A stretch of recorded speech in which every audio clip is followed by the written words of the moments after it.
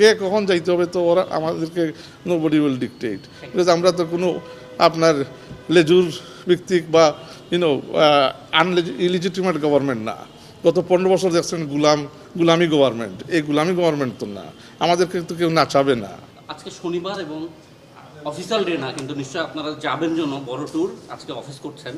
তো আজকে আমরা দেখলাম একটা পশ্চিমা রাষ্ট্রদূতরা একের পর এক আসছেন, এটা হয়তো স্বাভাবিক হতে পারে, কিন্তু আমাদের আসলে একটা জনমনে চিন্তা যে চীন সফরের আগে এই কলনগুলো পরপর না, এগুলো রুটিন কাজের অংশ। আপনারা জানেন যে আমাদের মাননীয় প্রধানমন্ত্রী বিএনপি সরকার গঠন করার পরে 17ই ফেব্রুয়ারি প্রায় 7 days a week we are working because the prime minister is working 7 days a week. তো এখানে তো আমরা সাকসেসফুলি অনেক challenges we have overcome. You've seen the energy crisis and how the government dealt with it. মোটামুটি মানুষকে একটা satisfactory লেভেলে তাদের মানে ডে টু ডে লাইফ ওনারা মানে জনগণ মানে they could manage their day-to-day lives in with reasonable stability, etc. And that is because this government is elected by the people of Bangladesh. 2/3 vote নিয়ে আসছে, and it works 7 days a week for the people of Bangladesh. মাঝে মধ্যে একদিন half day ছুটি মিলতে পারে। তো আজকে আপনার শনিবার, তো শনিবার এখন প্রাইম মিনিস্টারের ডায়েরিতে is almost like a regular working day. So এগুলার routine meeting in the foreign ministry, as part of our regular foreign, relations and interactions with various ambassadors in Dhaka time to time. তারা colon করে আমাদের মিনিস্টারদের সাথে, আমার সাথে, আমাদের প্রধানমন্ত্রীর কার্যালয়ে। Some meetings I join here. So these are all part of routine operations. না, ওই মিটিংয়ে আমি ছিলাম না। আপনার সাথে কি জাপানি রাষ্ট্রদূত এবং এর জন্যই দেখেন এটা regular call with the foreign minister. যদি কোনো আপনার স্ট্র্যাটেজিক বিষয় আলাপ আলোচনার, তাহলে যত হবে আমিও I would have join the meeting. So this is part of the regular engagements and calls with the foreign minister time to time.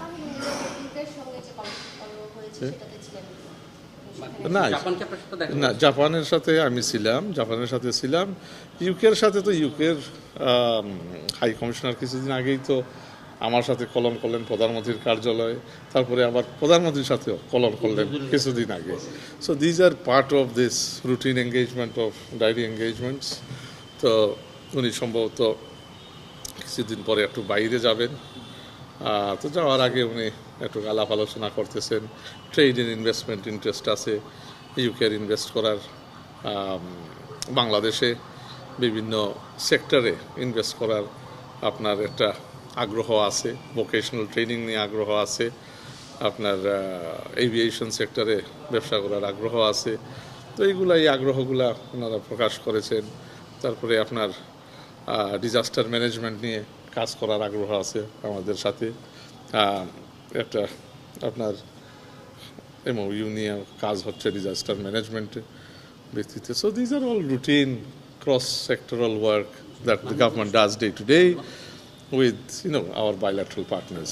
উপদেষ্টা আমরা শি জিনপিং এর যে বৈশ্বিক ইনিশিয়েটিভ কতগুলো আচ্ছা 4টা, আমরা যে কোনো একটা আলোচনা পারি, এটা নিয়ে আলোচনা হচ্ছে। কিছুক্ষণ আগেই আপনি তো ফরেন সেক্রেটারির ব্রিফিং পাইছেন, শুনছেন। আমাদের যারা রাষ্ট্রদূত যারা আপনাদের সাথে দেখা করলো, তারা এই বিষয়ে আগ্রহ জানিয়েছে কিনা বাংলাদেশ কোনো বৈশ্বিক সমীকরণে যাচ্ছে? তারা আসছে তাদের বাইল্যাটারাল সম্পর্ক, তাদের আলোচনা করতে, এখানে অন্য এক থার্ড পার্টি দেশের আলোচনা করতে আসেনি। এবং ওইটা কখনো কোনো অ্যাম্বাসেডার ওইভাবে করেও না, যাদের বাইল্যাটারাল সম্পর্ক নিয়েই আলাপ আলোচনা করে।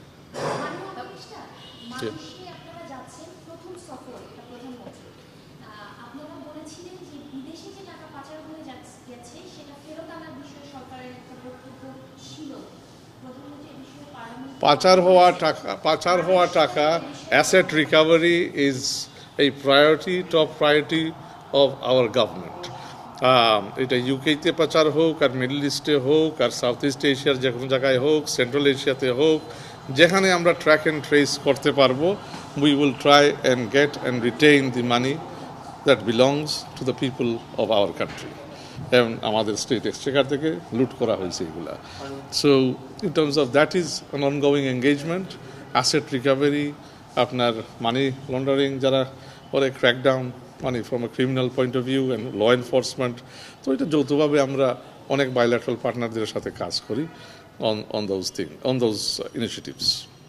বাংলাদেশে আমার শেষ প্রশ্ন, সেটা হচ্ছে যুক্তরাষ্ট্রের রাষ্ট্রদূত যখন বের হচ্ছিলেন আমরা তাকে জিজ্ঞেস করেছিলাম কি বিষয়ে আলোচনা হয়েছে। তিনি বিশ্বকাপের গতকাল যুক্তরাষ্ট্রের যে অস্ট্রেলিয়ার বিরুদ্ধে একটা বড় বিষয় সেটার কথা উদযাপন করতে গিয়ে উনি আমাদের বললেন যে দীর্ঘমেয়াদী যুক্তরাষ্ট্রের উপর বাজি ধরলে হারার সম্ভাবনা নেই। এই বার্তাটা আপনি কিভাবে দিয়েছেন? তো আপনার এক্সপেকটেশন কি? উনি কি বলবে? উনি যুক্তরাষ্ট্রের অ্যাম্বাসেডার, সে তো বলবেই। তো আমাদের relations, all I will say, যে এই মুহূর্তে Bangladesh has the best foreign policy balanced relations across the board with all our bilateral partners. আপনি ওয়াশিংটনের সাথে বলেন, বেজিংয়ের সাথে বলেন, ইউরোপের সাথে বলেন, সাউথ ইস্ট এশিয়ার সাথে বলেন। ওয়াই এটা পসিবল কীভাবে হইল? পসিবল হয়েছে আমরা 2/3 ভোটে বিশাল ম্যান্ডেট নিয়ে আসছি। We can be bold, we can negotiate from a position of strength. এইটা গত 15 বছরে কোনো সরকারই পারেনি, because they lacked the trust and the legitimacy from the people of Bangladesh. So this government is a government owned by the people of Bangladesh, elected by the people of Bangladesh. এই ইলেকশনের যে লেজিটিমেসিটা আর কতটুকু আপনাকে dignity দেয়, মানে inside the country and outside the country, you can only see the value of that when you're a government that has come through this process. And we see মানে everyday এই জিনিসটা কীভাবে আমাদের ডিসকাশনগুলোতে, নেগোসিয়েশনগুলোতে মানে হাউ ইট অ্যাডস ভ্যালিউ। চীন সফরের আগে তার এই মন্তব্যটাকে আপনি আলাদা কোনো বার্তা হিসেবে দেখছেন? না, চীন সফর তো ভালো হবে, অবশ্যই ভালো হবে। এবং আমরা we will as I said it's an important development partner. Malaysia first Muslim country, আমরা এটা বৃহত্তম মুসলিম দেশ হিসাবে উই আর ভিজিটিং মালয়েশিয়া। তো মালয়েশিয়াতে ওখানে আমাদের অনেক ইস্যুস, স্ট্র্যাটেজিক ইস্যুস আছে। আমরা এশিয়ানের মেম্বারশিপের জন্য applying this other issues around ফিউচারে আমরা সিপিটিপিপি মার্কেটেও ঢোকার চেষ্টা করব। কি কার উদ্যোগ? আপনার সাথে যারা কলন করেছেন তাদের কোনো না, তাদের উদ্যোগ কেন হবে? মানে আমরা যাব, তাদের উদ্যোগ কেন হবে? আমরা তো যে দেশে যাইতে চাই ওই দেশেই যাব, যেখানে আমরা বাইল্যাটারালি মনে করব যে আমরা এই মুহূর্তে যাওয়া দরকার। এখন মানে যুক্তরাষ্ট্রে যখন যাব, অন্যর কি মাথা ব্যথা আমরা তো দেখাবো না। আমরা দেখাবো যুক্তরাষ্ট্রের সাথে, যুক্তরাষ্ট্র হচ্ছে ইম্পর্টেন্ট বাইল্যাটারাল পার্টনার। আমাদের দেশের ইন্টারেস্টে যখন যাইতে হবে যুক্তরাষ্ট্রে, আমরা যুক্তরাষ্ট্রে যাব। যখন আমাদের যাইতে হবে বেজিংয়ে যাব। যখন আমাদের যাইতে হবে, যখন টেম্পারেচার ডাউন হবে, যখন কন্ডিউসিভ অ্যাটমসফিয়ার হবে, আমরা ইন্ডিয়াতেও যাব, অসুবিধা নাই। মানে বিভিন্ন জায়গায় যাব, মিডল ইস্টে যাব। তো we will go on the basis of our national interest. আমাদেরকে তো কে কখন যাইতে হবে তো ওরা আমাদেরকে নোবডি উইল ডিকটেট। বিকজ আমরা তো কোনো আপনার লেজুর ভিত্তিক বা ইলিজিটিমেট গভর্নমেন্ট না। গত 15 বছর দেখছেন গুলামি গভর্নমেন্ট। এই গুলামি গভর্নমেন্ট তো না, আমাদেরকে তো কেউ নাচাবে না। আমরা we will play in global affairs. We are a player now that will influence through soft power. So we will come and engage with people stakeholders meaningfully. আমাদের ন্যাশনাল ইন্টারেস্টের ভিত্তিতে সবার আগে বাংলাদেশদের এই মানটার মাধ্যমে we will engage. আর দেখেন এই সফর will be it will be a good visit, successful visit, both places. It will be tremendously successful. আর দেখেন মালয়েশিয়াতে 27 জন মানে ফর্মাল ডেলিগেশন, 27 জন। চায়নাতে 28 জন। This is prime minister Tarique Rahman. যাদেরকে লাগে ওদেরকে নিয়ে যাবেন।